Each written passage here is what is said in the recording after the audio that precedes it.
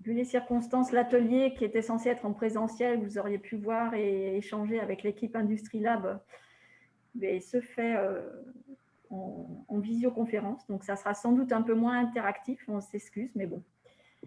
Il n'y a pas trop le choix, je pense, pour personne. En même temps, ça permet aussi à certains d'entre vous qui ne sont pas sur la région centre ou loin de Orléans de pouvoir assister à ces présentations et d'échanger et de voir un petit peu ce qu'il est possible de faire sur le côté innovation et prototypage dans l'industrie du futur. On attend encore 2-3 minutes et puis on va pouvoir commencer.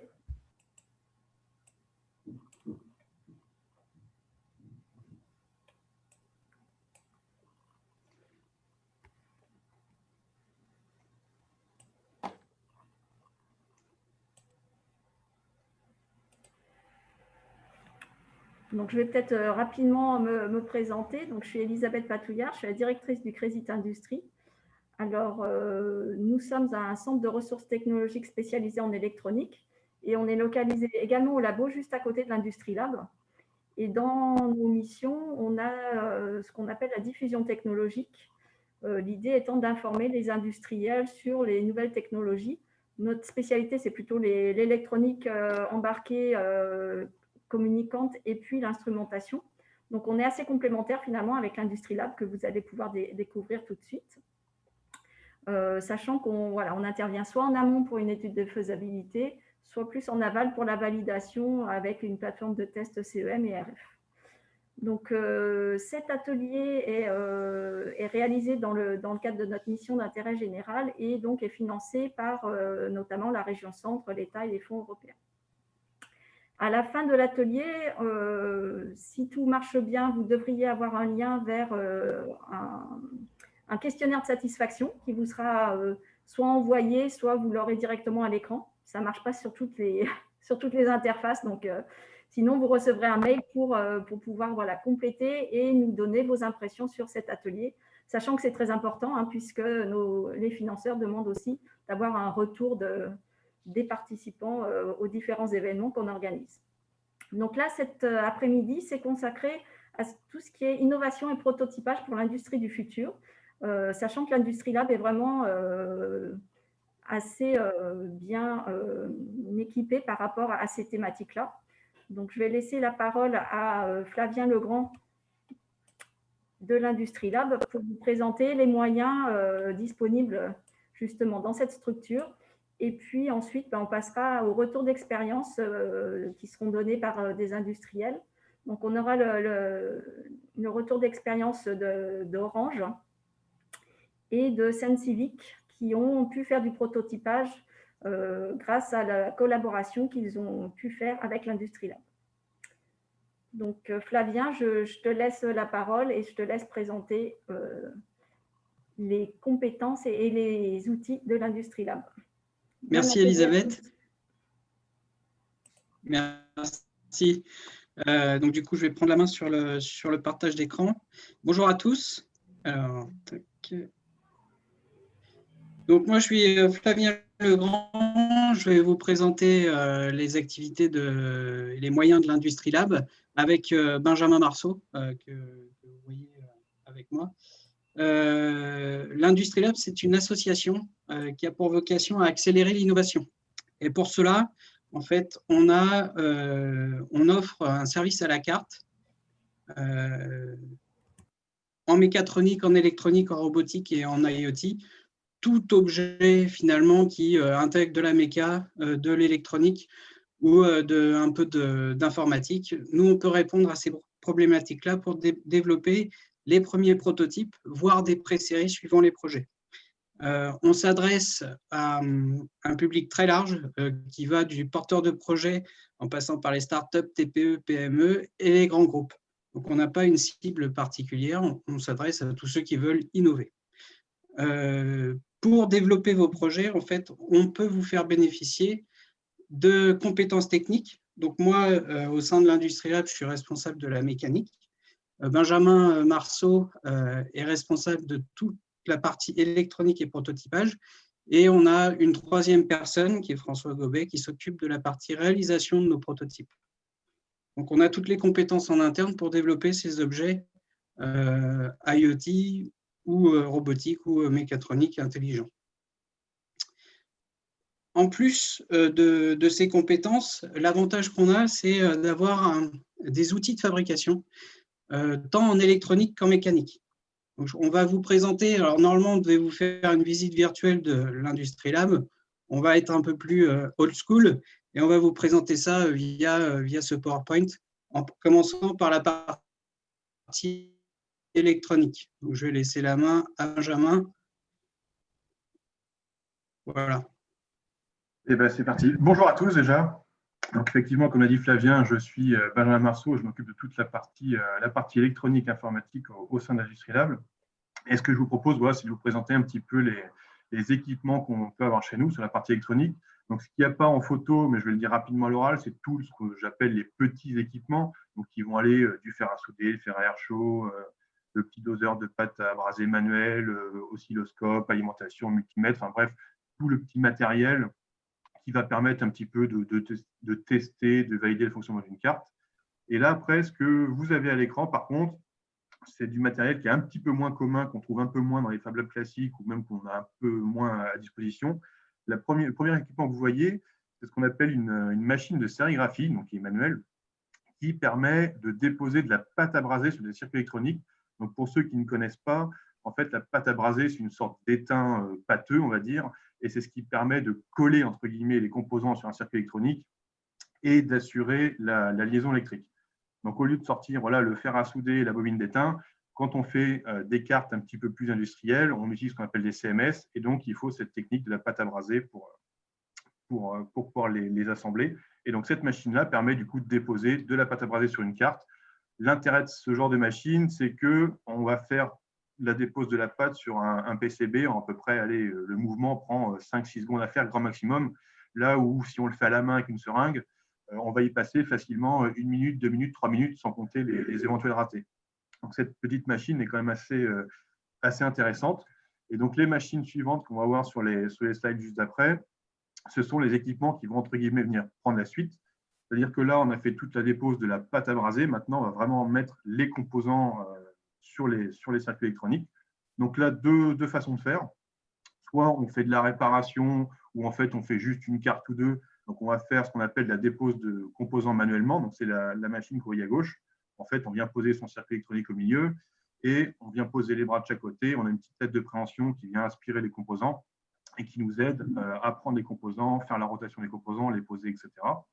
Et si jamais on a un peu plus de cartes à faire, c'est-à-dire 6, 8, 9, 10 par exemple, ou qui sont un petit peu plus complexes, ou tout simplement que sur une carte, on a envie de tester un petit peu sa fabrication dans un modèle un peu plus industriel, eh bien, on a la machine de placement automatique, donc, que vous voyez à droite sur la présentation, où c'est exactement le même fonctionnement que celle de gauche, donc c'est-à-dire qu'on a une tête qui vient aspirer les composants, etc. Sauf que c'est complètement informatisé. Donc, on va rentrer le programme de la carte électronique dedans et ensuite, la machine va aller chercher les composants, les placer, etc. Et donc, après, la dernière étape, donc c'est les machines qu'on voit sur la slide suivante, c'est tout ce qui va être comment dire, le brasage de la carte. Donc, sur la gauche, vous avez un four. Donc, du coup, à l'intérieur, on va venir passer son PCB où on a mis la pâte à braser, les composants. Donc, on a un profil de température à respecter et ce qui va venir, du coup, braser notre carte. Donc, à la sortie de cette machine-là, on a un circuit électronique qui est assemblé, qui est prêt à tester, du coup, prêt à utiliser derrière. Et si sur des cartes, on a pas mal de composants traversants, donc ce qu'on appelle les composants traversants, c'est les anciens, entre guillemets, composants qui ont des petites pattes qui traversent le PCB. Sur la droite de la présentation, vous avez ce qu'on appelle un petit bain de soudure qui permet, du coup, pareil, quand vous avez 10, 20, 30 cartes à souder qui contient beaucoup de connecteurs, de venir les souder d'un coup. Donc, en gros, c'est un bain d'étain en fusion où on vient tremper, en quelque sorte, sa carte et ça vient remplacer la soudure manuelle au fer à souder. Donc, voilà un petit peu les équipements qu'on a ici. L'idée, comme vous pouvez le voir, c'est vraiment qu'on va de l'idée où on aura fait la conception, on part d'un PCB, et il y a vraiment toute la chaîne pour aller fabriquer un PCB complet de A à Z et prêt à tester et prêt à utiliser. Voilà pour ma partie. Merci Benjamin. Donc ensuite, une fois qu'on a l'électronique, on peut travailler la mécanique ou isolément la mécanique ou l'électronique. En ce qui concerne notre parc machine mécanique, on a dans un premier temps l'impression 3D FDM. Donc pour ceux qui ne connaissent pas, la FDM, c'est de la dépose de fils en fusion. Donc ça nous permet d'avoir des premiers concepts mécaniques assez rapidement. Une impression, ça varie entre quelques dizaines de minutes à quelques heures. Et on va avoir des pièces fonctionnelles pour faire des premières maquettes de conception mécanique. Ça, c'est assez intéressant. On peut faire des montages avec, on peut mettre des inserts pour faire des montages mécaniques et puis ensuite utiliser toute la panoplie mécanique qu'on a habituellement pour monter un objet mécanique, un système. Une fois, alors, on a la FDM et ensuite, on a des imprimantes de type forme 2, c'est de la SLA, donc ça, c'est de la résine qu'on vient polymériser. Donc, contrairement à la FDM, on va avoir des pièces un peu plus cassantes, mais avec un état de surface excellent. Nous, à l'Industrie Lab, on l'utilise entre autres pour faire de la coulée sous vide, c'est-à-dire qu'on va faire un premier objet qu'on aura conçu, on va l'imprimer et ensuite on va pouvoir le mouler et le répéter en plusieurs exemplaires avec des matériaux qu'on va choisir, c'est des résines. Donc on va utiliser ce type de machine, donc la coulée sous vide. On va faire un moule silicone à l'aide du master. Et ensuite, on va choisir une résine qui va simuler l'ABS, le PE, tout ce qu'on veut, des élastomères. On va pouvoir du coup multiplier cette pièce par 10 ou 20 unités par moule.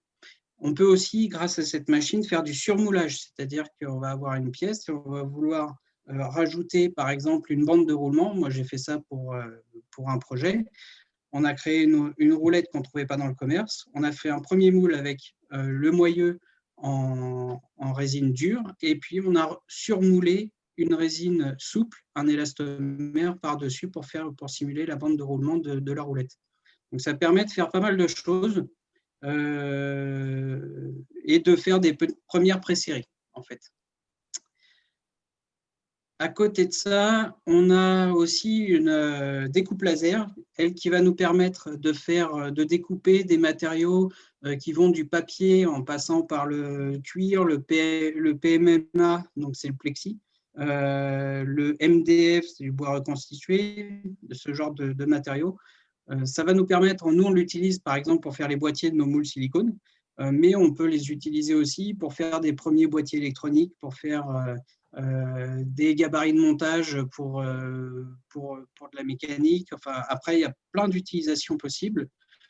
Nous, on a des designers au labo qui l'utilisent pour transformer un matériau rigide en un matériau souple avec un dessin particulier qui fait que le matériau va pouvoir avoir une flexibilité après avoir été découpé. Il y a plein de choses, on peut faire plein de choses avec cette découpe, c'est assez impressionnant. Ensuite, on a alors notre plus grosse machine, c'est un centre d'usinage 5 axes qui va nous permettre d'usiner d'une écuron, c'est de la mousse dense, jusqu'à de l'acier, en passant par l'alu, du pomme, enfin des matériaux plastiques. Ça nous permet d'une part de faire ou des masters pour la coulée sous vide, par exemple, ou bien des pièces mécaniques de type industriel pour nos prototypes. Donc, ils vont être soit en alu, soit en acier. Là, on a d'énormes possibilités sur cette machine-là.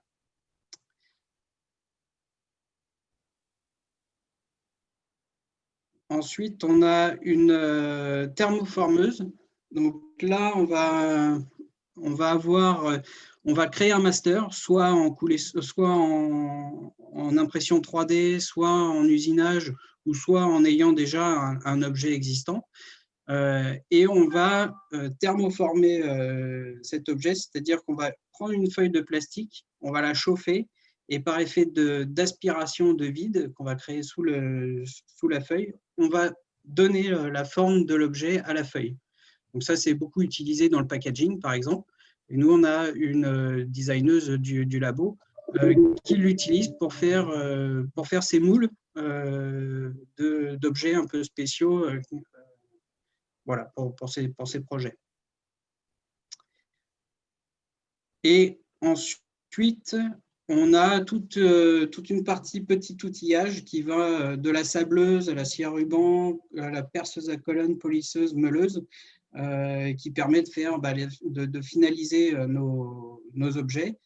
Alors, ce qu'on n'a pas dit au début, c'est que ces machines-là sont accessibles à nos adhérents, à part la CN5-Axe qui demande beaucoup de compétences, qui est utilisée que par notre collègue. Toutes ces machines sont accessibles en location après avoir été formées dessus. Donc c'est aussi l'avantage qu'on va donner à nos adhérents, c'est de pouvoir soit de faire appel à nos compétences et à notre capacité à produire les objets, ou soit de venir se former et d'utiliser nos machines en toute autonomie pour avancer sur les projets. Voilà. Voilà, c'était notre présentation de l'Industrie Lab. Merci à vous. Je vais laisser la main maintenant à Arnaud Varquet de chez Orange, qui va vous présenter un peu ce qu'ils ont fait avec nous ces derniers temps. Peut-être Flavien, juste avant, est-ce que, je ne sais pas, oui. quelques participants ont des questions par rapport aux présentations des outils disponibles à l'Industrie Lab, aussi bien au niveau électronique que mécanique?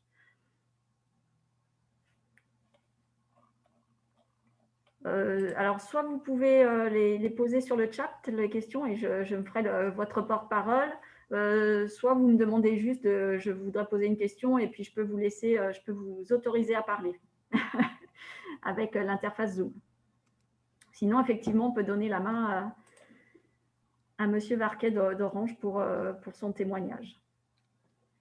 Bon, écoutez, pour l'instant, je n'ai pas l'impression qu'il y ait des questions. Sinon, après, on est disponible pour les questions éventuelles après, oui. Pas de souci.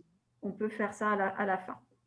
Du coup, je vous laisse la main, Monsieur Varquet. Hop, merci. Alors, je vais essayer de partager l'écran.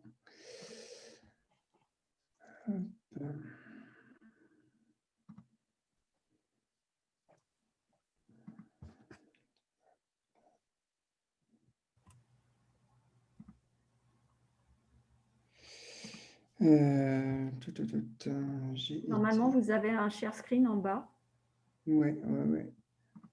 Après, il faut sélectionner la bonne fenêtre. C'est juste les questions de droit de partage sur mon PC. Hop. Alors, je ne sais pas si vous pouvez voir Ça arrive. La présentation. Oui. Oui, c'est bon. Super. Ok, je vais juste la passer en plein écran, enfin en diaporama, voilà. Ok, bonjour. Bonjour, donc comme le disait Flavien, je m'appelle Arnaud Varquet. C'est en train de défiler trop rapidement. Hop. Et je suis en charge du pôle innovation de la direction du système d'information d'Orange France. Donc, mon rôle à la DSI, c'est d'accompagner les équipes afin de les aider à mettre en place au sein de leur projet des solutions innovantes. Alors, innovantes que ce soit pour l'utilisateur final ou même innovantes dans le sens de la façon dont ils vont être amenés à produire les projets. Donc, dans le cadre de cette activité, nous sommes régulièrement amenés à réaliser des prototypes afin de valider la faisabilité de la solution ainsi que la valeur qu'elle pourrait générer. Très souvent, on a la chance d'avoir en interne les compétences pour les réaliser. Donc, souvent, c'est des compétences autour du développement web, d'applications mobiles, impression 3D, intelligence artificielle. Enfin, bon, il y en a énormément, hein, je ne pourrais pas être exhaustif, mais tout ça pour dire que voilà, on a quand même la chance chez nous d'avoir une grande diversité des compétences. Néanmoins, sur certains sujets, on est amené, enfin sur certains des sujets sur lesquels on est amené à travailler, il y a la nécessité d'acquérir de nouvelles compétences. Et dans ce cas-là, on a deux stratégies. Soit on décide de les acquérir, ces compétences, et malheureusement, c'est des actions qui sont parfois assez longues, hein. Et là, dans un contexte où on souhaite pouvoir se faire rapidement un avis sur une solution ou une idée, passer jusqu'à plusieurs mois sur une montée en compétences, c'est tout simplement contre-productif. Donc, une seconde stratégie aussi, c'est de se dire que on n'investit pas sur ces compétences parce que finalement, elles n'ont pas de lien avec avec notre cœur de métier. Et donc, on n'a pas vocation à les acquérir à la DSI. Pour illustrer ce cas-là, on a notamment eu une fois à faire des prototypes sur des hologrammes. Clairement, on n'a pas vocation à produire des hologrammes et on fera toujours appel à des industriels pour le faire. Donc, on n'avait pas vocation à apprendre à en construire. Donc, c'est pourquoi on a décidé de lancer il y a plusieurs années un programme d'Open Innovation afin d'accélérer le développement des prototypes en s'enrichissant des compétences et des idées qui ne sont pas disponibles en interne chez nous. Et c'est dans ce contexte-là qu'on a sollicité l'Industrie Lab, c'était début 2019, si je ne dis pas de bêtises. Alors, concernant le projet, malheureusement, je peux pas rentrer dans le détail pour des problématiques de confidentialité, hein. Il est encore en cours de développement et du coup, c'est trop tôt pour communiquer dessus. Mais pour faire simple, nous étions sur un projet qui mêlait de la robotique, de la mécanique, de l'électronique. On avait un concept, on avait déjà réalisé des maquettes qui étaient fonctionnelles. Et ce qu'on voulait, c'était passer à l'étape suivante et tester notre produit sur le terrain pour faire ce qu'on appelle une phase pilote. Donc, l'intérêt de cette phase pilote, c'était de pouvoir mettre le produit dans les mains de l'utilisateur afin d'évaluer, comme je le disais plus tôt, sa valeur. Et pour ça, il nous fallait encore deux choses. La première, ça vient du fait que, comme je l'ai dit, hein, créer des robots, ce n'est pas notre cœur de métier. À la base, nous, on est des informaticiens à la DSI, et malgré nos connaissances en électronique et en mécanique, le niveau de qualité et de sécurité de ce que nous pouvions produire n'était pas suffisant pour une phase pilote. Donc, il nous fallait une expertise pour choisir les composants les plus adaptés, hein, par exemple la gestion des moteurs, lesquels choisir, quelles cartes utiliser pour les piloter. On avait aussi plusieurs capteurs sur le robot, il en existe une multitude, hein, et puis chacun est assez spécifique aux besoins qu'on a, et nous, on n'était pas en mesure de tous les tester, et on n'avait pas de recul ou peu sur la plupart d'entre eux. Et puis un gros sujet aussi pour nous, c'était notamment tout ce qui était gestion des batteries, laquelle utiliser, quelle capacité, comment gérer le rechargement, et tout ça en respectant quand même un certain nombre de normes de sécurité. Une autre chose qu'on avait besoin d'acquérir, enfin plutôt de lever, c'était une limite mécanique. Voilà, encore une fois, je ne peux pas rentrer dans le détail, mais en fait, dans les maquettes qu'on avait réalisées, on avait fait en sorte que le robot puisse déployer sa nacelle sur une distance d'environ 1 mètre. Et pour notre phase pilote, on avait besoin qu'elle puisse se déployer sur des distances allant de 4 à 5 mètres. Donc, on avait bien des idées en tête. Par contre, on arrivait un petit peu à la limite de ce qu'on était capable de prototyper en interne. On a aussi essayé un petit peu de se réinventer sur cette solution-là et d'essayer de trouver d'autres choses. Mais bon, on avait beau retourner le problème dans tous les sens, on retombait toujours sur les mêmes contraintes et sur les mêmes solutions. Donc, en fait, on s'est dit que ce dont on avait besoin à ce stade du projet, c'était un regard neuf. Le regard d'une personne qui a de l'expérience en mécanique et qui pourrait potentiellement nous proposer des solutions auxquelles on n'aurait pas pu penser seul dans notre coin. Et c'est donc pour toutes ces raisons et ces problématiques que nous avons contacté l'Industrie Lab. Alors, ils ont rapidement compris ce qu'on cherchait à faire chez Orange, et nous, on s'est vite rendu compte qu'ils avaient des compétences qui nous manquaient. Et c'est pourquoi on s'est lancé dans cette collaboration. Alors, par contre, on avait à l'esprit de ne pas lancer cette collaboration n'importe comment. On ne voulait pas faire comme on fait d'habitude dans les contrats qu'on peut avoir avec nos fournisseurs, c'est-à-dire fournir un cahier des charges et puis attendre la livraison du résultat. Dans ce cas-là, nous, ce qu'on voulait, enfin notre vision, c'était vraiment de collaborer avec l'Industrie Lab, de co-construire en fait les solutions. Donc, ce qu'on voulait, c'était profiter de cette collaboration aussi pour apprendre et puis pour monter en compétences. Là, j'en parlais tout à l'heure sur la partie électronique ou mécanique. Et c'est pourquoi c'était important de comprendre tous les choix qui pouvaient être faits par l'Industrie Lab. Donc, c'est tous ces choix de conception qui pouvaient être faits, de comprendre la mécanique, etc. Donc, en gros, ce qu'on voulait, c'était communiquer, échanger, comme on pourrait le faire si on était dans une seule et même équipe, et faire que puisse naître en fait de cette collaboration quelque chose que nous n'aurions pas pu créer chacun de notre côté. Donc aujourd'hui, où nous en sommes, eh bien, on a bien avancé. Grâce à cette collaboration, la conception d'une première version du robot est terminée. Et on va maintenant pouvoir lancer, enfin on est en train de lancer la production du prototype qui nous servira pour le pilote. Donc, tous les objectifs que j'ai pu citer auparavant sont atteints. Évidemment, le plus important pour nous, c'était de démontrer la faisabilité de la solution. Ça, c'est validé. Maintenant, on a aussi une vision beaucoup plus claire de ce qu'est la nomenclature du robot, ce qui nous permet d'aborder sereinement potentiellement une phase d'industrialisation derrière. On sait quels composants il faut utiliser, lesquels correspondent à nos besoins, etc. Et puis aussi, très important pour nous, c'est qu'on a pu mettre en place les échanges réguliers avec l'Industrie Lab. On a pu échanger non seulement sur les solutions qu'ils étaient en train, eux, de tester, mais aussi sur les parties qu'on avait décidé de garder de notre côté chez Orange. Et c'est ce qui nous permet aujourd'hui de croire que la solution au global est finalement plus fiable que si nous avions procédé différemment. Donc, vous l'aurez compris, c'est une collaboration pour nous dont on tire un bilan jusqu'à présent très positif. Alors, selon moi, il est positif pour Orange, principalement pour 2 points et que j'ai évoqués au début. C'est que pour nous, ça a été un véritable accélérateur pour mettre au point une solution viable pour notre phase pilote.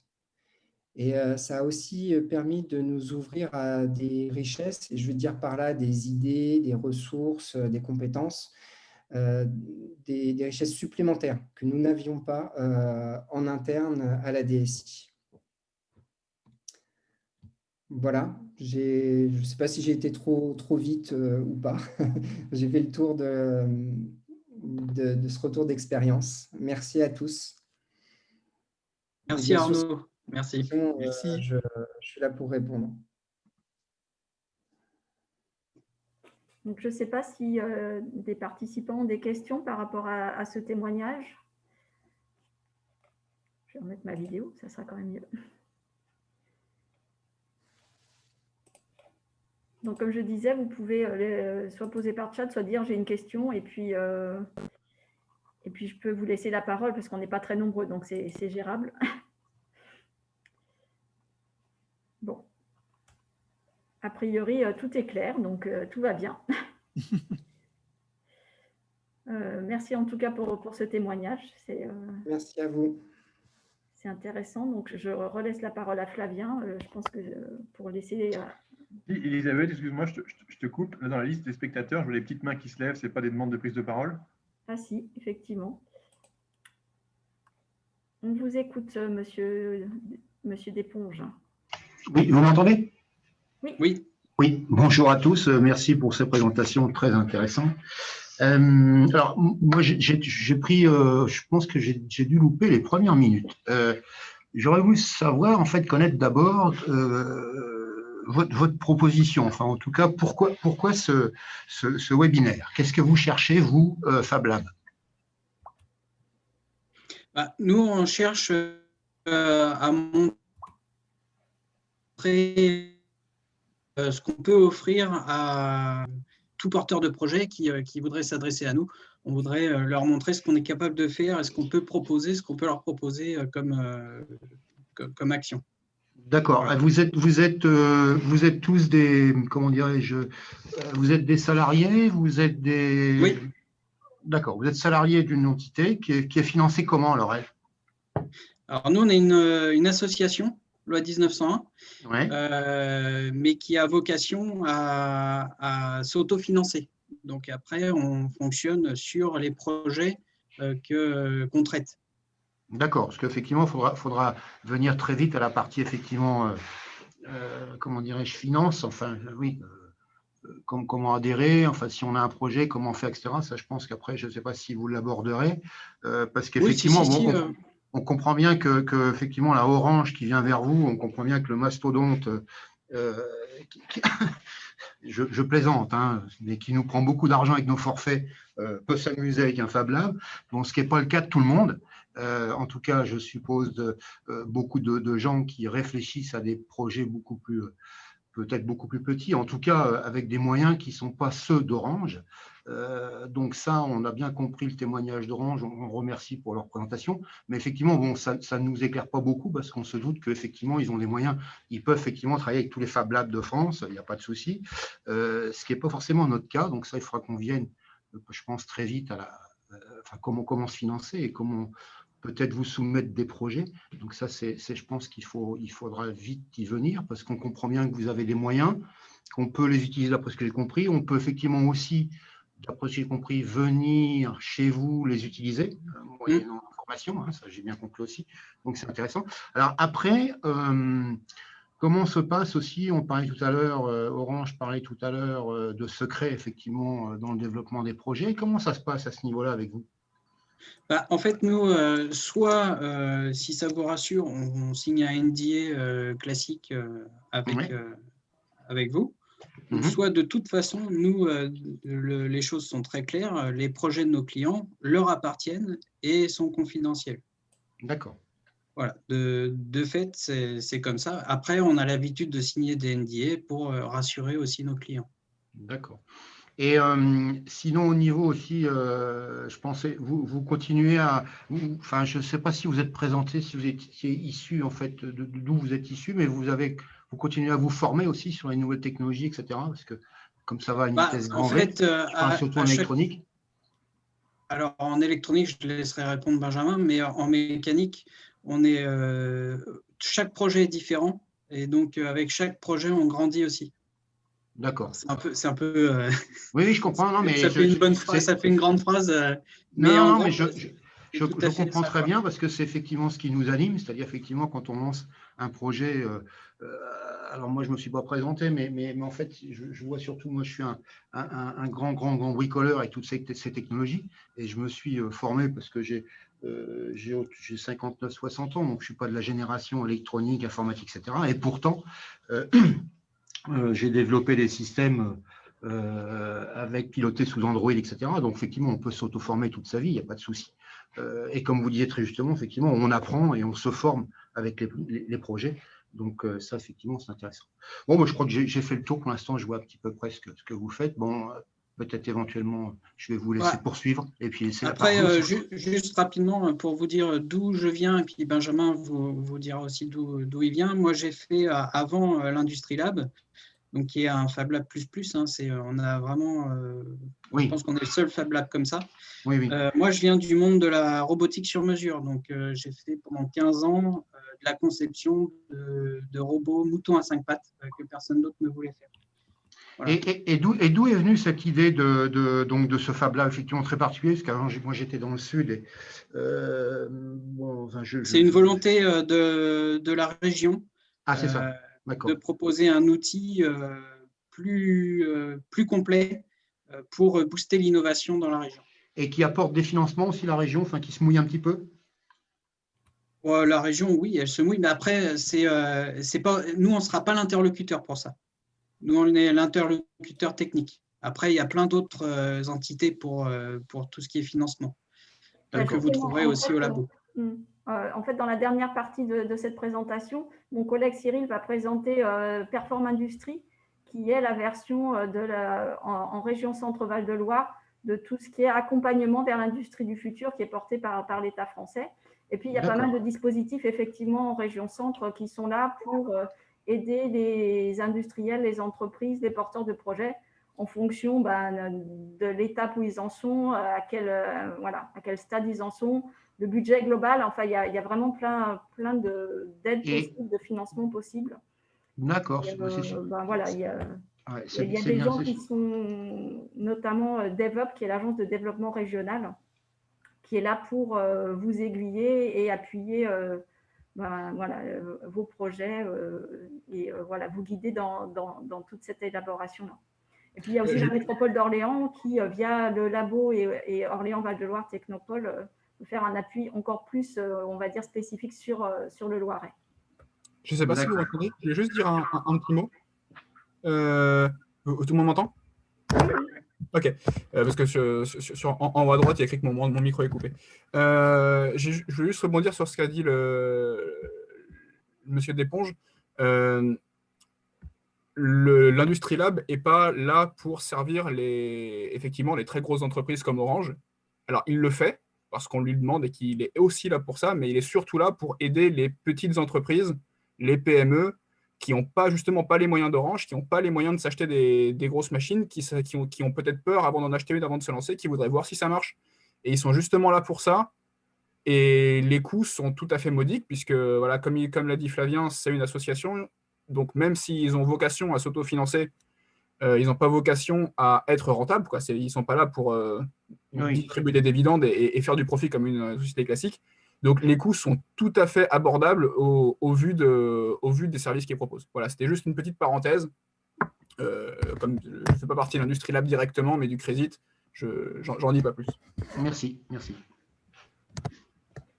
Du coup, ça fait une bonne transition avec ce que Jean de Martigny de Saint-Civic va nous présenter, puisque Jean ne fait pas partie d'un grand groupe. Oui, tout à fait. Moi, je suis une petite entreprise. Je vais essayer de prendre l'écran partagé. Normalement, ça devrait être possible. Ça devrait. Il suffit que je... Voilà.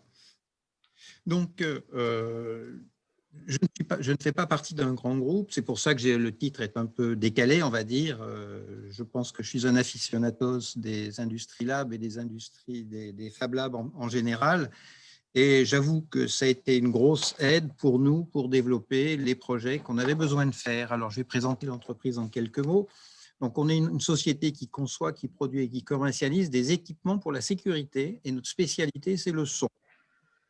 Mais c'est le son pour la sécurité. On n'est ni Siri ni Shazam. Les détecteurs sont conçus pour s'intégrer dans des systèmes de sécurité existants. Un des plus connus, c'est la vidéoprotection, mais les plus répandus, c'est tous ceux qu'on trouve dans les grands magasins, dans les bâtiments qui reçoivent du public, où il y a du contrôle d'accès, de la sécurité incendie, des contrôles, des détections de présence, etc. Alors, il se trouve que US7 Saint-Civic est hébergé au labo, et donc très naturellement, on est descendu au rez-de-chaussée pour voir l'Industrie Lab. Donc, on peut bénéficier très facilement des services de l'Industrie Lab. C'est une association, on devient membre de l'association et à partir de là, l'Industrie Lab est ouvert. Alors, quels sont nos besoins? Alors, évidemment, on fait beaucoup d'électronique, donc on a des besoins en électronique. Alors, ce sont des besoins extrêmement variés. Je dirais, on n'a pas des projets à l'échelle de Orange. Simplement, on essaye de faire les meilleurs produits qu'on peut dans notre domaine de compétences. Alors, de quoi a-t-on souvent besoin qui nécessiterait des équipements que l'on ne pourrait pas acquérir parce que l'investissement serait démesuré par rapport à ces besoins? C'est par exemple tous les outils qui permettent de faire de la maintenance de cartes électroniques, c'est ce qu'on appelle le rework, c'est-à-dire enlever un composant, changer un composant, remettre des composants, etc. Et sur une carte de type circuit imprimé, style PCB, quand c'est un peu dense, ce n'est pas très facile, il faut quand même de l'équipement spécialisé. Ensuite, assez fréquemment, on monte ce qu'on appelle des POC, des preuves de concept et des prototypes. Là encore, il faut pouvoir le faire assez rapidement parce qu'on a un peu l'obsession du time to market. C'est-à-dire que confier un prototype à une société extérieure, si ce n'est pas rigoureusement indispensable, ça sera plus long que si on le fait soi-même. Donc, de temps en temps, quand c'est possible, c'est clair que l'Industrie Lab nous fait gagner beaucoup de temps. Ensuite, il y a des équipements qui seront faits à usage unique. C'est typiquement les bancs de test et de mesure. À partir de là, c'est clair que l'Industrie Lab nous aide énormément à faire ces objets uniques. Bon, il y a un petit clin d'œil, le breadboard ne suffit pas toujours. Alors, le breadboard, c'est la petite planche avec des trous et on met les composants dedans. À un moment donné, quand le banc de test doit servir une fois par semaine, une fois par jour, une fois par mois, il faut que quand on l'allume, il marche. Donc, il faut un système qui est fait de façon professionnelle. Ensuite, l'électronique, c'est des cartes, mais c'est aussi les boîtiers qui vont autour, les systèmes de fixation qui vont avec les boîtiers, les systèmes d'accompagnement des boîtiers, les accessoires. Donc, il y a des parties mécaniques. Alors, la première partie, disons, la première difficulté quand on fait un équipement, c'est de trouver la boîte qui va avec la carte ou de faire la carte qui va aller avec la boîte. Parce que c'est clair que les deux vont ensemble de façon assez indissociable. Pour des tas de raisons, des raisons mécaniques, des raisons thermiques, des raisons de CEM, des tas de raisons. Donc, c'est très agréable d'avoir des outils pour maqueter des boîtiers. Alors, ça ne veut pas dire qu'ils seront fabriqués en série ou même en petite série de cette façon-là, mais les maquettes sont très utiles pour savoir si le boîtier a bien la forme qui va bien, les fonctionnalités qui vont bien et si on ne bute pas sur des difficultés. Ensuite, on est amené, comme on manipule pas mal des cartes électroniques, eh bien, ces cartes électroniques, je vais essayer d'en mettre un. Elle est dans un petit boîtier. Je ne sais pas si on le voit, je le mets devant mon visage. Si on voit. Support pour pas la poser sur la table, simplement. Et pour pouvoir après mettre en place les outils de test. Eh bien, fabriquer tous ces supports, c'est très intéressant parce qu'il n'y en a pas deux pareils. Parce que ça dépend des cartes, ça dépend des boîtiers, ça dépend des circonstances, ça dépend de ce qu'on veut faire. Et c'est très agréable de pouvoir développer très rapidement des petits boîtiers, des petits supports sur le plan mécanique. Et puis après, il y a les outils d'usinage. Alors, je vais essayer d'en montrer un. Là aussi, c'est typiquement, on a des boîtiers, mais je mets un boîtier à côté et on voit sur un boîtier, il y a des trous. Et quand on fait des petites séries, les trous doivent être tous au même endroit. Et la meilleure façon de faire quand on n'a pas une perceuse numérique, c'est de faire à l'ancienne, c'est-à-dire qu'on fait des guides de perçage. Et c'est clair que pouvoir faire des guides d'usinage, de perçage ou de découpe, c'est très, très agréable et c'est très utile. Ça permet de gagner beaucoup de temps. Je dirais que notre utilisation du Fab Lab, disons, est dans tout ce travail, disons, varié, qui est toujours quelque part un peu unique et qu'on peut faire grâce à du matériel qu'on pourrait pas, disons, dans lequel on ne pourrait pas investir. Alors, prenons un exemple d'une petite carte qui a été faite, on va dire, à la main, mais le à la main est entre guillemets. C'est une carte qui est toute petite, hein, elle fait 5 cm sur 3 cm et quelques. C'est des choses qui est en montage de surface. Pouvoir faire rapidement un prototype est très intéressant parce que le faire sous-traiter à l'extérieur, c'est 3 semaines de délai. Et c'est normal, hein, c'est un travail compliqué et on rentre dans des slots de travail, on rentre dans des files d'attente parce que les sous-traitants ne sont pas là qu'à nous attendre. Donc, quand on peut faire la première version d'une carte comme ça à la main, ça fait gagner beaucoup de temps. Et comme le disait Benjamin, une fois qu'on a fait faire le PCB, il reste à faire tout le reste. C'est-à-dire qu'il faut encoller les pads avec la crème de soudure. Ensuite, il faut placer les composants à la main ou à la machine. Celle-là, ça a été placé à la main. Alors, c'est vrai que ça va prendre une demi-heure ou 20 minutes de travail un peu délicat, mais on peut le faire. Parce qu'à la main, sans la petite machine de placement, c'est impossible. On a les mains qui tremblent, on n'y voit pas assez bien, enfin, ça ne va pas. Et puis après, on passe on passe au four de soudage et on a une carte qui est opérationnelle. Il ne reste plus qu'à mettre les composants traversants et là, c'est facile à souder à la main.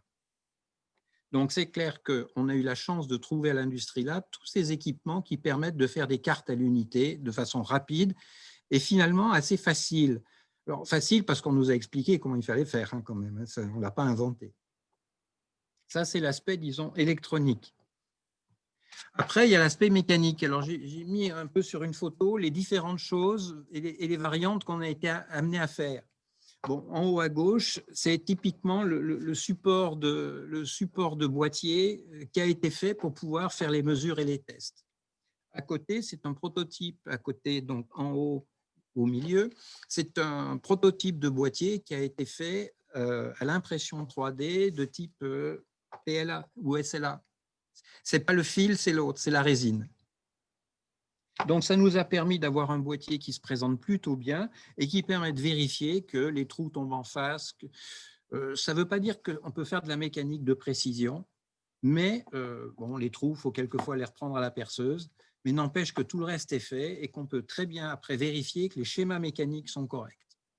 Et on pourra passer à une étape de fabrication en utilisant éventuellement d'autres technologies. Mais on a un prototype et des maquettes. On peut aussi faire des maquettes, là c'est le en bas à gauche, qui sont faits, alors eux, non pas à l'impression 3D, mais à la découpeuse laser, c'est-à-dire qu'on conçoit le dessin du boîtier pour qu'il soit fait de pièces qui s'assemblent, et on les assemble, et ça permet de voir si le boîtier a la bonne taille, si la carte se présente bien dedans, si c'est assez épais, etc. Donc de valider toutes les petites inconnues qu'on pourrait avoir. Parce que le dessin 3D, c'est intéressant, les logiciels de PCB font du dessin 3D des cartes, mais il manque toujours le petit demi-millimètre qui va coincer quelque part, et donc on a intérêt à faire quand même une maquette. On ne peut pas se dispenser de la maquette. Ensuite, au milieu en bas, c'est tous les guides de perçage qui permettent de faire les trous aux bons endroits sur les cartes quand il y en a 50, 100, 150 à faire. Et puis, un autre accessoire qui, lui, est en bas à droite, c'est quand on a un boîtier qui a des petites excroissances comme celui-là. La petite grille qu'on voit, c'est en fait une bonnette parce que c'est un boîtier qui va se mettre en extérieur, on est dans le son, et le vent perturbe le son. Donc, on est obligé de mettre une bonnette qui est en fait une petite grille. Cette grille, c'est une demi-sphère, et quand on emballe le boîtier, faut découper la mousse. Donc, c'est tout bête. Donc, on s'est fait un guide de découpe qui permet au fil chaud de découper la mousse exactement à la bonne taille, au bon endroit, et faire ça très vite pour pouvoir empaqueter les boîtiers suffisamment rapidement. Donc, voilà quelques exemples. Alors, vous voyez que ce n'est pas un grand projet, mais c'est un paquet de petits services qui simplifient la vie au quotidien. Alors, quels sont les outils? Alors, je dis les outils disponibles qui ont été disponibles pour nous parce qu'on en a eu besoin. Alors, évidemment, la découpeuse laser nous sert beaucoup. Guide de perçage, de découpe, boîtier par pièce assemblée, des supports de travail et de maintenance, etc. L'impression 3D, nous l'avons utilisée pour faire des maquettes de boîtiers, des prototypes de pièces mécaniques. Alors, j'insiste aussi, ce n'est pas de la mécanique de précision, mais ça permet tout de suite de savoir s'il n'y a pas une erreur dans le design. Et ensuite, la qualité de la réalisation en 3D, il y a l'imprimante à fil, c'est le premier passage. Le deuxième passage, c'est l'imprimante à résine. Et l'autre jour, en me promenant au Fab Lab, j'ai vu une pièce où il y avait une imprimante à poudre, mais je crois qu'elle n'est pas encore en service. Mais celle-là, je l'attends avec impatience parce que vraiment, la qualité de ce qu'on peut faire avec est nettement supérieure à ce qu'on a l'habitude de voir en impression 3D, on va dire, semi-amateur. Alors, nous aussi. Oui. Alors, nous aussi. Il y a la fraiseuse numérique, ça, on n'en a pas du tout l'usage, mais on apprécie. Par contre, l'outillage classique, perceuse, fraiseuse, disqueuse, meuleuse, scie à ruban, etc., c'est vrai que c'est des outils qui sont assez gros, qu'on ne va pas s'acheter, mais quand on en a besoin, ça aide qu'ils soient là. Alors, s'il fallait conclure, je dirais que quels sont les avantages que nous, on trouve à l'Industrie Lab? C'est la variété des outils disponibles. Ça veut dire quelque part, a fait l'investissement à notre place. Et c'est la facilité de leur mise à disposition. C'est-à-dire qu'avec un minimum de formation, on devient autonome et on n'est pas contraint. On est contraint par son propre emploi du temps et la disponibilité de la machine. Puis, je rajouterai quand même le confort de l'encadrement en cas de besoin. Parce que de temps en temps, on n'a pas la science infuse et on est content que quelqu'un sache et nous explique. Et aussi, un aspect, quand on a la chance d'être sur place, c'est qu'il y a d'autres utilisateurs et les discussions sont toujours intéressantes. Bien, écoutez, voilà un petit peu le témoignage que je voulais apporter sur notre utilisation d'une petite entreprise, de l'Industrie Lab et de tous les services variés dont on peut profiter. Et s'il y avait des questions, je me ferai un plaisir d'y répondre.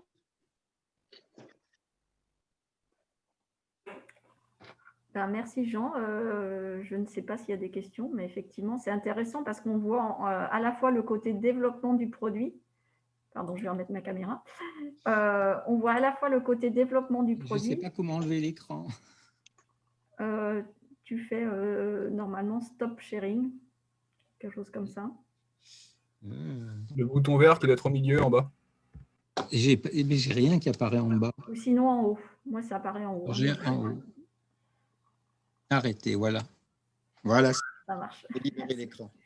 Oui, ce que je disais, c'est qu'il y a à la fois le côté développement du produit et aussi le côté petits outils pour les méthodes, pour la fabrication, finalement, la production, même si, comme c'est pas de la grande production, mais des fois, il faut avoir 3 mains et ça aide bien de pouvoir Oui, avoir c'est des ça, c'est tout supports. à fait ça.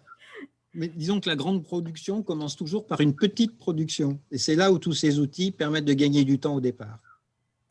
Tout à fait. Et puis, c'est vrai que on devait avoir un troisième industriel, mais qui finalement n'était pas disponible pour présenter. Et l'idée, c'était de montrer aussi que pour une équipe méthode, même d'un plus grand groupe, des petits outils et des facilités de production d'outils vraiment adaptés aux besoins, c'est vraiment utile et ça permet d'innover et de prototyper, de rendre la vie plus simple finalement à toutes ces personnes qui travaillent à la production aussi, hein, même dans des grands groupes.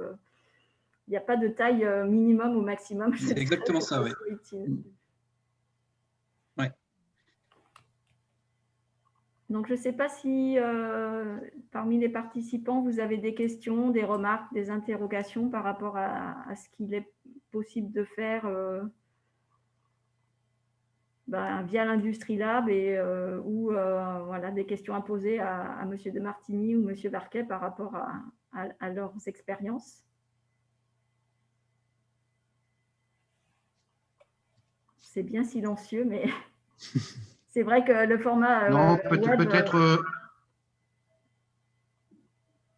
Allez-y, on vous écoute, M. Desponges.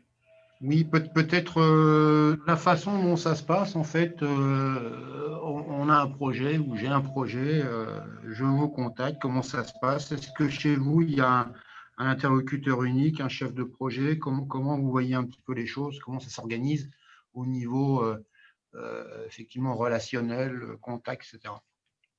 Alors, au niveau du contact, c'est assez simple, hein. Soit vous vous adressez à moi en particulier, donc normalement vous avez mes coordonnées, ou à Benjamin quand c'est électronique. Après, nous on échange. L'avantage, c'est quand on est une toute petite équipe et que du coup les échanges sont très rapides et on va se donner des idées sur nos projets respectifs. Après, ça se passe comme si vous alliez voir un bureau d'études classique, sauf que vous avez affaire à une petite équipe qui est beaucoup plus proche de vous.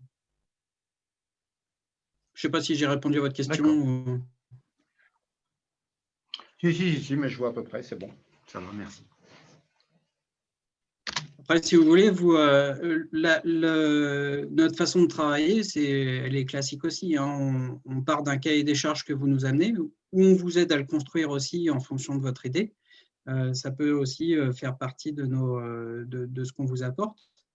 Et puis après, on monte le projet avec vous et on part sur quelque chose de classique avec un devis, une acceptation, une prestation, un délai de réalisation, et puis voilà.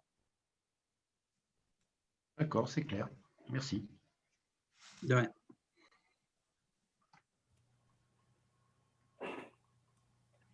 Merci Flavien. Du coup, on va laisser la parole à mon collègue Cyril Broidet, qui est conseiller technologique au Crésit et qui va vous présenter rapidement l'action Perform Industrie. Je ne sais pas si vous m'entendiez. Oui. L'action Perform Industrie qui est disponible dans la région Centre, justement pour accompagner les entreprises quand elles ont des projets d'innovation ou de modernisation de leur outil de production. Alors Cyril, on a vu ton écran, mais il a disparu. Tout est fixe. Ah, ça y est. Est-ce que vous m'entendez aussi? Là, on t'entend. Oui. Par contre, pour l'instant, on ne voit pas la Déjà, présentation. c'est une bonne nouvelle. Je suis désolé, là, c'est un gros ralentissement. Alors, je repartage. Est-ce que vous me voyez à nouveau? Oui, c'est bon. Super. Alors, je vais vous présenter ça très rapidement. C'est un programme qui s'appelle Perform Industrie. C'est un programme déployé par la région Centre-Val de Loire pour pouvoir aider les entreprises industrielles de la région à avancer dans le domaine de l'industrie du futur. Je vais vous prendre 5-10 minutes et ensuite on va pouvoir revenir au sujet principal de l'Industrie Lab. Alors, un petit rappel du contexte. L'industrie du futur, c'est considéré comme étant un enjeu primordial par l'État et donc par la région.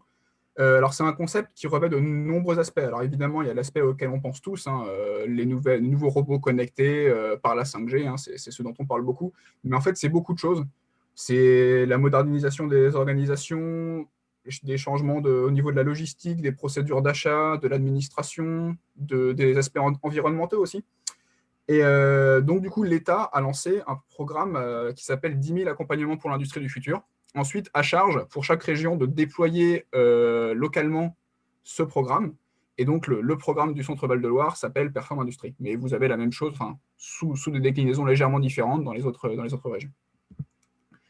Alors, pour savoir si vous êtes concerné, évidemment, il faudrait que vous soyez dans la région Centre Val-de-Loire et que vous exerciez une activité qui soit en lien avec l'industrie. Donc, soit vous-même un industriel, soit une activité de service aux industries. Et il faut que vous ayez des projets qui soient des projets structurants. Alors, il y a une petite liste là, mais bon, qui bien sûr n'est pas exhaustive. Transformer ou développer votre activité, renforcement de la compétitivité. Pour l'instant, moi, je vois que la première slide. Hein. Ah, ça, c'est pas normal du tout. Alors, je vais rester comme ça. Est-ce que là, vous voyez que ça change? Là, ça change, ouais. D'accord. Ouais, je sais qu'il y a un problème de plein écran, donc bon, on okay. peut rester comme ça. Excusez-moi. Donc, du coup, je recommence. Donc, transformer votre activité, renforcer votre compétitivité, intégrer des nouvelles technologies, des nouvelles organisations, développer les fonctions digitales et numériques, c'est ce qui se fait beaucoup, et ensuite des aspects plus environnementaux, et ensuite pérenniser ou stabiliser son activité. Alors ça, c'est une slide qui est très très dure à lire, mais que j'aime beaucoup. N'hésitez pas à lire quelques-uns des exemples. En fait, c'est le but de cette slide, c'est de vous montrer que quasiment, quel que soit votre projet, quelle que soit votre idée, on va très probablement pouvoir vous aider.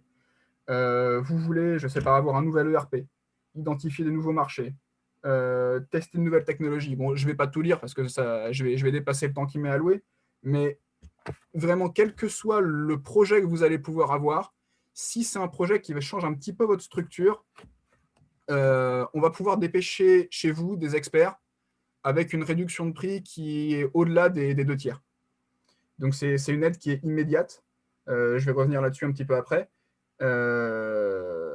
Voilà, donc vous avez ce genre de questionnement, ces directions dans lesquelles vous souhaitez aller, on va pouvoir vous assister. Donc, j'espère que vous avez pu lire quelques-uns des exemples qui sont écrits. Je vais passer à la slide suivante. De toute façon, excuse-moi, pour information, les slides qui ont été présentés, en tout cas pour celle de l'Industrie Lab et puis celle de Perform Industrie, seront disponibles. On vous enverra un lien avec, pour pouvoir récupérer cette présentation. L'idéal étant de remplir avant le questionnaire de satisfaction et ensuite, vous aurez le lien pour télécharger ces différentes présentations. Enfin, l'idée, lisez-en quelques-uns des exemples, mais vraiment l'idée, c'est que vous voyez que vraiment, si vous avez une idée de changement, quelle qu'elle soit pour votre entreprise, on va pouvoir vous aider. Alors, comment ça s'organise? Ça s'organise autour de modules pour pouvoir avoir un cadre, si vous voulez.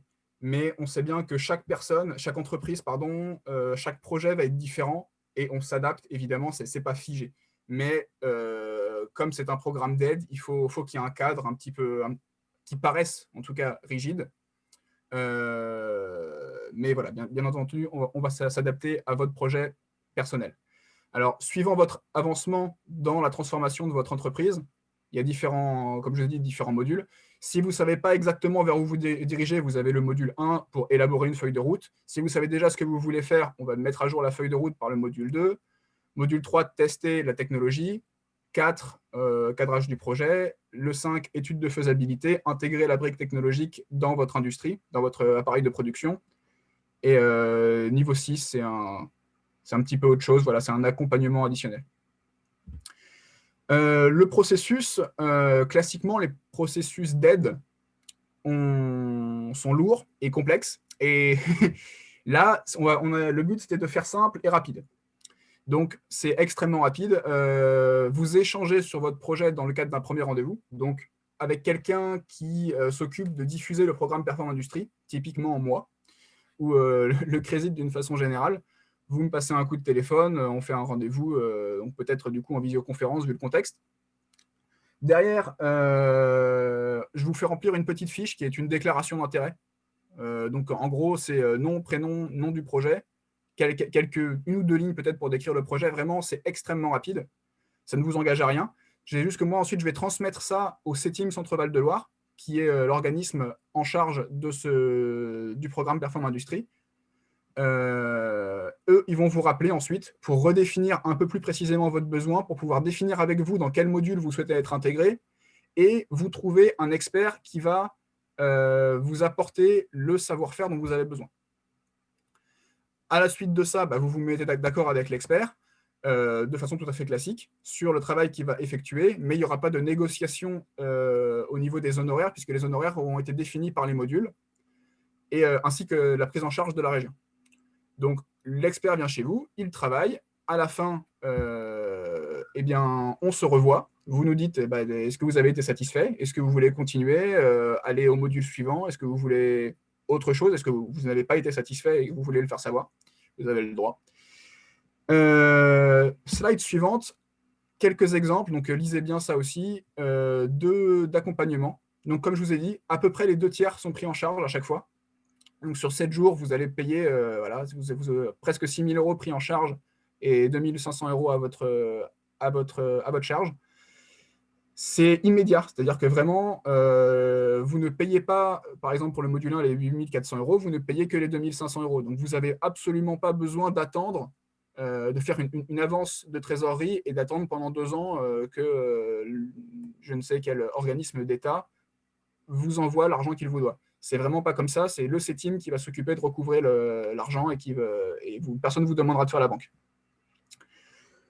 Voilà, je pense que j'ai brossé un peu les caractéristiques principales. Si ça vous intéresse, envoyez-moi un mail, vous avez mes coordonnées qui sont là, vous pouvez tout à fait me passer un coup de téléphone, il n'y a aucun souci. Et voilà, on discute de vos projets, de la façon dont on peut venir vous venir en aide et vous financer.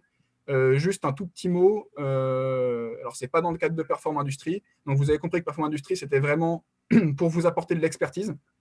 Financer un expert qui va vous, dans le cadre de l'achat d'une machine, il va vous dire quel type de machine et comment on va pouvoir l'installer, essayer de mettre en place la brique technologique avec vous, mais pas sur l'achat en lui-même de la machine. Donc le petit mot supplémentaire que je voulais rajouter, c'est il y a donc, je crois, 2 ou 3 semaines, ont été décidés que les achats de machines ne sont plus seulement aidés par un suramortissement au niveau fiscal, mais voilà, depuis, je crois, fin octobre, c'est des aides. Donc, vous pouvez vous faire financer directement l'achat de votre matériel par l'État, dans un programme différent, hein, dont ce n'est pas moi qui m'occupe. Mais voilà, si vous avez des projets d'achat de machines, vous passez par Perform Industrie pour définir ce dont vous avez besoin précisément, et ensuite, vous vous faites financer votre machine par l'État via cet autre projet vers lequel on peut vous diriger. Si vous avez des questions, il n'y a aucun souci. Et si vous voulez me recontacter par la suite, il n'y a aucun souci non plus. Merci Cyril. Justement, juste par rapport au module Boostons la fabrique, dont tu as parlé rapidement, il y a monsieur Fabrice Brault qui est là avec nous cet après-midi, qui lui s'occupe justement de cette partie Boostons la fabrique. Donc, il peut en dire 2 mots de plus. Donc, Fabrice, je te laisse la parole. Merci, bonjour à tous. Donc, Fabrice Brault de l'UIMM Loire-et-Touraine et également animateur du Club Industrie du futur de la région Centre-Val de Loire. Le club est en fait un club porté par les branches professionnelles et dans lequel le CETIM et les CCI nous ont rejoints. Et nous avons testé il y a quelque temps un programme que nous avons maintenant décliné dans le cadre de Perform Industrie, qui est un programme collectif qui s'appelle Boostons la fabrique et qui a pour vocation d'accompagner l'entreprise dans son acculturation aux briques technologiques et ensuite de voir quelle est la meilleure façon d'accompagner le projet dans la démarche. Et souvent, le meilleur accompagnement que nous, on a trouvé, il en existe plusieurs, bien évidemment, et ça va dépendre de la temporalité et du temps que vous avez à gérer le projet. Mais nous sommes à ce moment-là en lien avec les écoles comme l'INSA, Polytech et les UIT pour voir comment décliner le projet, d'autant plus qu'aujourd'hui, et en particulier, je pense à l'INSA, il y a des modules qui permettent d'avoir non seulement des stagiaires qui sont là pour travailler sur des projets, mais également dans le cadre de missions industrielles, de faire en sorte que ces projets, il y ait des obligations de résultats et non seulement des obligations de moyens. Donc, par le passé, donc, nous avons eu 2 expériences de ce type-là qui ont permis vraiment de mettre en œuvre des actions dans le sens où nos chefs d'entreprise aujourd'hui n'ont pas la disponibilité de pouvoir mener ces projets-là, mais avec ce support extérieur et surtout ces compétences extérieures, puisque ces compétences sont également accompagnées par les enseignants-chercheurs, de réellement dérouler et mettre en œuvre des programmes. Encore une fois, parce que finalement, nos chefs d'entreprise n'ont pas forcément les compétences adaptées pour le faire. Le meilleur exemple que j'ai à donner, c'est Petit Picot, qui est un groupe qui fait partie du groupe Gruot, qui a eu l'occasion de travailler avec l'INSA pour la mise en œuvre d'une tablette permettant de saisir l'entrée d'un véhicule sanitaire, donc de récupérer l'ensemble des données et idem pour la sortie du véhicule, donc une tablette dans laquelle ils ont pu, tout un programme où il y avait 15 pages à la réception et à la livraison du camion où il fallait remplir à la mano. Là, ça a été digitalisé vers une tablette. Et en fait, ça, c'est quelque chose qui a pu se mettre en œuvre facilement grâce à ce programme-là. Et l'énorme avantage également que nous avons trouvé, c'est que voilà, ça permet le dialogue et l'échange entre des personnes qui en sont au même niveau et qui vont tester des briques technologiques différentes. Et à l'issue du programme, on a également prévu une journée d'études, ou plutôt une journée d'études dans le sens où on va visiter une vitrine industrie du futur. Et en l'occurrence, la première fois, nous avons visité Bosch à Mondeville et Forestia dans le même secteur de la Normandie. Donc un programme qui se veut effectivement très réseau pour accompagner nos chefs d'entreprise dans cette jungle qui l'est de moins en moins, mais dans lequel il y a encore certainement des choses à faire. Voilà ce que je voulais rajouter. Merci Fabrice. Je pense qu'effectivement, comme le disait Jean de Martigny aussi, les échanges avec les autres industriels, les autres porteurs de projets, c'est toujours enrichissant et intéressant et ça permet de pouvoir progresser dans son propre projet. Donc, je vais laisser la parole à Flavien pour peut-être pour voir si vous avez d'autres questions par rapport justement à l'Industrie Lab ou à ce programme Perform Industrie. Donc, n'hésitez pas à prendre, soit à lever la main, soit à poser vos questions sur le chat, comme ça on peut les relayer de façon le plus transparent possible. Je suis à votre disposition.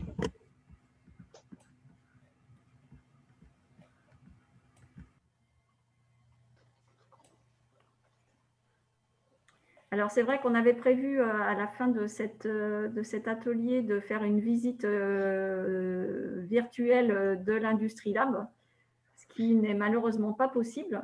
Par contre, je peux… Alors, j'avais préparé une petite slide, mais je vais peut-être le mettre dans le chat, ça sera mieux.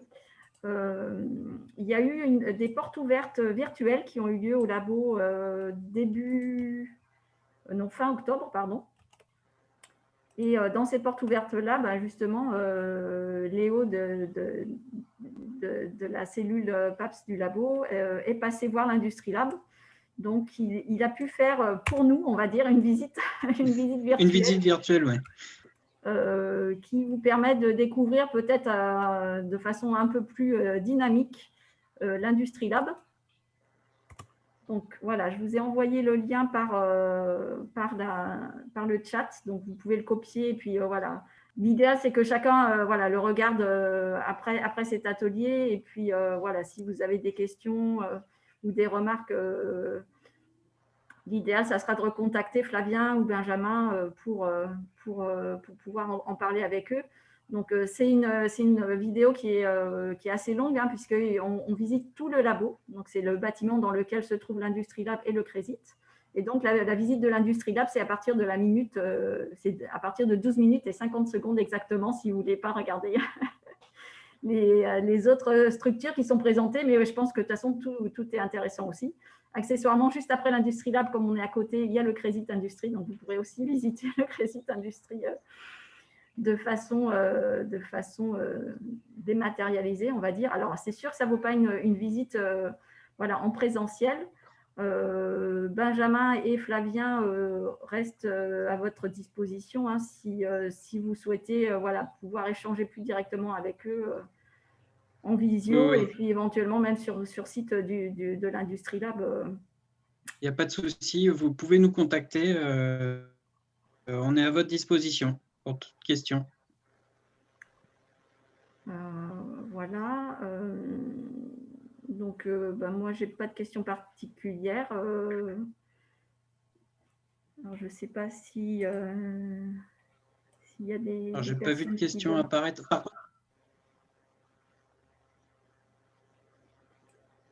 Non, je ne vois pas de questions non plus. Juste pour terminer, comme je vous l'avais indiqué au début, on a fait un questionnaire de satisfaction. Alors, en principe, le questionnaire et le lien devraient apparaître à la fin de ce webinaire, mais ce n'est pas gagné. Donc, c'est pareil, je vous mets dans le chat le lien pour pouvoir remplir un petit questionnaire. C'est juste, voilà, si vous avez trouvé la thématique intéressante, si les outils vous ont permis d'à peu près échanger. Bon, c'est clairement moins simple que quand on est en présentiel. Hein, ça, c'est clair, mais bon, on fait avec les moyens du bord. Je ne vois pas. Pardon? Je ne vois pas où ça apparaît, les liens, là. Alors, c'est en fait, j'ai rien reçu non plus, sur le chat en bas. J'ai rien reçu du tout non plus. Ouais, non, quand on appuie sur le chat, moi, j'ai pas de lien, j'ai rien. Alors, je sais pas. Je vois bien les messages d'autres personnes. Attendez, parce qu'en fait, comme je discutais avec Fabrice, ça les a envoyés qu'à Fabrice, pardon. Donc, effectivement, je vais envoyer à tout le monde. Attends.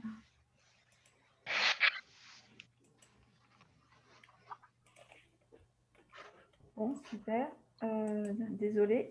Vous ne pouvez pas nous les envoyer sur nos adresses mail parce que ça veut dire qu'il faut qu'on reste connecté pour sur les lire, non? mail, mais disons que c'était plus pratique comme ça. Mais alors maintenant, il veut me faire parler qu'à Benjamin. Je vais y arriver. Alors là, normalement. Ah, ça y est, on a reçu. Voilà. Ouais, bon. Le lien pour la visite voilà, de l'Industrie Lab avec les portes ouvertes du labo. Et je vais vous copier le lien oui, ça y est.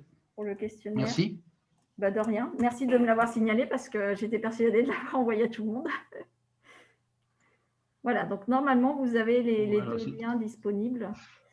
Oui, on a deux liens. Super, merci.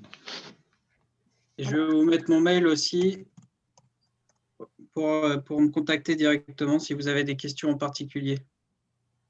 Oui, c'est vrai qu'effectivement, ça peut être bien aussi. Voilà, et puis, sinon, sur le site de l'Industrie Lab, hein, vous avez aussi les coordonnées de l'équipe. Donc, n'hésitez pas à… Oui, après, on a une adresse générique. Ouais. Oui, c'est contact@industrielab, hein, c'est ça, .fr. Ouais. Donc, l'équipe reste à votre service. Tout à fait. Et là, actuellement, vous avez combien de projets en cours? On en a. Alors, les projets, comme vous avez pu le voir, hein, ça va du tout petit où on va réaliser une pièce pour un adhérent jusqu'à un projet complet. On en a, je pense, 8 en cours là. D'accord.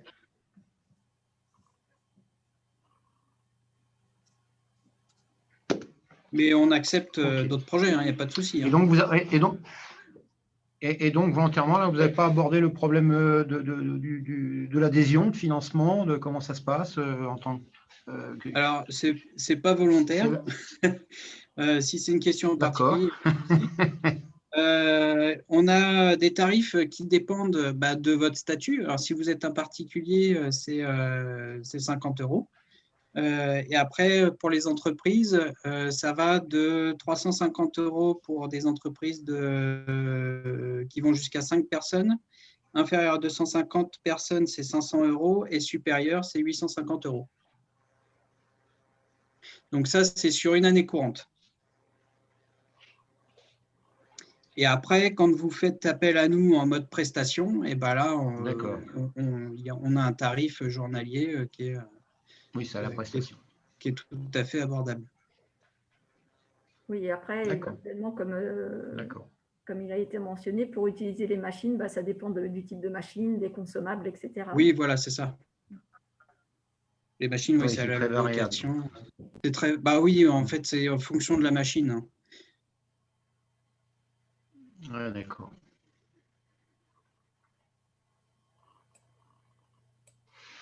OK.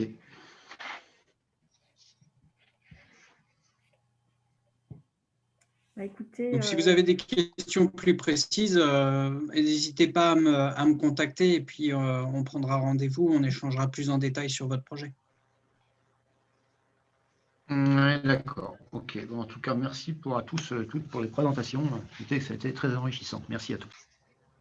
Merci. bah, merci à tous les participants. Alors, ça a été plus rapide que prévu, mais bon, c'est vrai que voilà, le format s'y prête aussi. Donc, n'hésitez pas à revenir vers l'équipe Industrie Lab. Et puis, si vous avez des projets qui concernent plus Perform Industrie, vous pouvez contacter le CRESIT qui se fera le porte-parole auprès du consortium régional pour parler de votre projet et éventuellement voir s'il peut être accompagné par cette action-là. Merci à tous et merci à Arnaud, à Jean et puis à l'équipe du CRESIT pour cette organisation. Merci à l'équipe aussi Industrie Lab. Merci à tous. Bonne fin de journée. Bonne fin de journée. On espère à bientôt. Au revoir à tous. Ça intéresse, le CRESIT, pour le coup, cette fois, organise la semaine prochaine, le 26 novembre, un séminaire, enfin un web atelier, pardon, sur la thématique sûreté de fonctionnement et sécurisation des systèmes embarqués. Donc ça sera un webinaire qui sera disponible, enfin qui est aussi via l'outil Zoom. Donc vous avez les informations sur le site du CRESIT. Voilà, c'est un sujet un peu plus technique, on va dire, un peu plus particulier et plus ciblé. Merci à tous, bonne fin de journée et à très bientôt. À bientôt. Au revoir. Au revoir. Au revoir. Au revoir. Bonne soirée. Merci.